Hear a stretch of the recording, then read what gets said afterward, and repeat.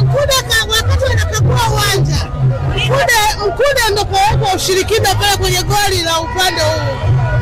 Na kule ameweka ile washabiki amuoni kinachotendeka. Timu zote zina ushirikina.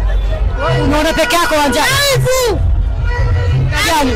Ule muda wa saa 8 yule kabla wakati wanakagua kaingia amefanya hivi kwenye goli hili la huku chini kuna kitu aliachia pale Dao. Mama mbona kidogo wewe ulikuwa uwanjani au kuingia? Mama mdao ulikuwa uwanjani au ulikuwa wapi ndio unamuona?